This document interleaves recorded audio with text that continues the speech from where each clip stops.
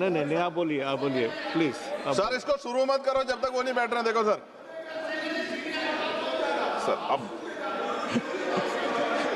आप बोलिएगा प्लीज। इसको सर 20 सेकंड ज्यादा होगी, इसको आप संभाल लेना। धन्यवाद सभापति जी। मैं वित्त विधेयक 2026 सिर्फ आंकड़ों का मामला नहीं है, बल्कि ये सवाल है कि देश की अर्थव्यवस्था आखिर किसके लिए काम कर रही है, आम जनता के लिए, कुछ खास लोगों के लिए। महोदय मैं इस विधेयक से सहमत नहीं, क्योंकि इसकी प्राथमिकता देश की असली जरूरतों से मेल नहीं खाती। और जगदम्बिका पाल जी अभी कह रहे थे गैस की किल्लत नहीं है, ये बात सच है कि नेताओं के यहाँ गैस की किल्लत नहीं है, लेकिन आम जनता के यहाँ गैस की किल्लत है।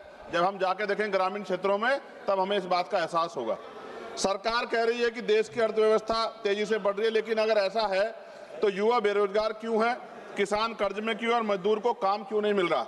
माननीय वित्त मंत्री जी बताएं कि 7% जीडीपी ग्रोथ का सीधा लाभ देश के किस वर्ग की आमदनी में कितने प्रतिशत बढ़ोतरी के रूप में दिखाई दे रहा है। टैक्स व्यवस्था से बोझ किस पर और राहत किसको।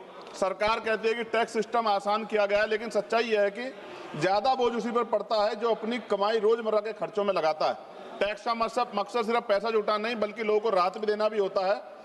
सरकार कहती है कि विदेश नीति मजबूत है, लेकिन क्या इससे महंगाई कम हुई, क्या इससे ऊर्जा सस्ती हुई, क्या पेट्रोल डीजल सस्ता हुआ। अगर हम सस्ता तेल खरीद रहे हैं तो उसका फायदा जनता को कम मिलेगा। महोदय रूपा केवल एक मुद्रा नहीं, ये देश की आर्थिक ताकत और आत्मविश्वास का प्रतीक है। आज स्थिति यह है कि लगातार डॉलर के मुकाबले रुपया कमजोर हो रहा है, जिसके कारण पेट्रोल डीजल गैस सब महंगा हो रहा है। माननीय वित्त मंत्री जी बताएं कि रुपए की गिरावट को रोकने के लिए वित्त विधेयक 2026 में कौन से ठोस कदम उठाए गए हैं।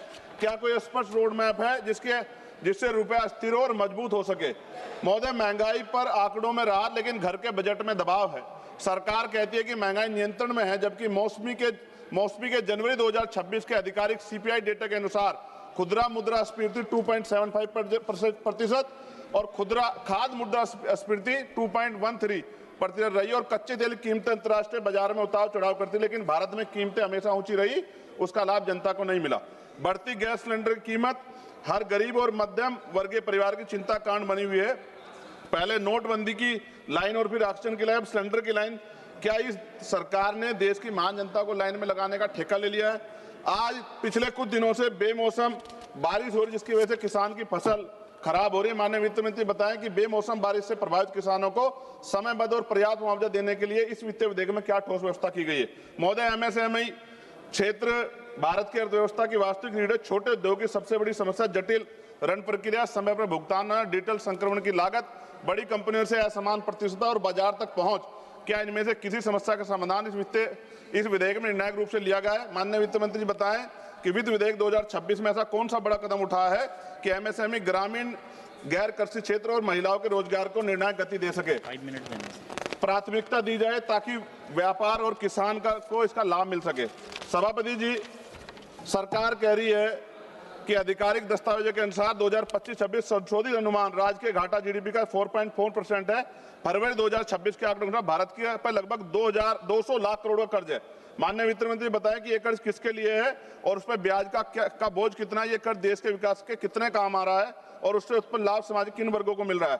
नगीना लोकसभा में माननीय वित्त मंत्री जी बताएं इस वित्तीय विधेयक के नगीना क्षेत्र की सड़क और बुनियादी ढांचे के लिए क्या विशेष प्रावधान किए गए। मैं मांग करता हूं कि नगीना क्षेत्र में राष्ट्रीय राजमार्ग नेटवर्क से प्रभावी रूप से जोड़ा जाए। विशेष रूप से नगीना, बिजनौर और मेरठ कॉरिडोर को प्राथमिकता दी जाए ताकि उद्योग और व्यापार पर किसानों को सीधा लाभ मिल सके। युवाओं के भविष्य के लिए नगीना में एक स्किल डेवलपमेंट सेंटर और उच्च शिक्षा संस्थान की स्थापना की जाए ताकि रोजगार के अवसर बढ़ सके और विशेषकर उत्तर प्रदेश के नौजवानों के लिए रोजगार देने के लिए इस विशेष बजटीय क्या प्रावधान किए गए बताएं। महोदय, जब तक विधेयक रोजगार को केंद्र में रखता, किसान को गारंटी देता, छोटे व्यापारी को राहत देता, मध्यम वर्ग को वास्तविक कर न्याय नहीं देता, महिला सुरक्षा सुनिश्चित नहीं करता और शिक्षा स्वास्थ्य को राष्ट्र निर्माण केंद्र धुरी नहीं मानता, तब तक इसे आदर्श बजट कहना गलत होगा।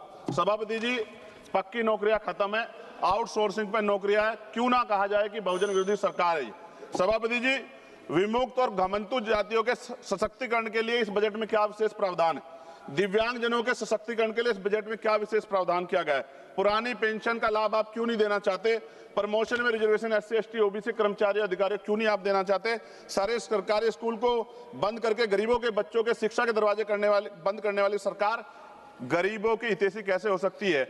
डबल इंजन की सरकार ने 2022 में सर वादा किया कि हम किसानों की बिजली माफ करेंगे और उनका कर्ज माफ करेंगे, लेकिन हमारे यहाँ सोने के तारे में उत्तर प्रदेश में बिजली आती है, गरीब आदमी उसका बिल नहीं अफोर्ड कर पाता।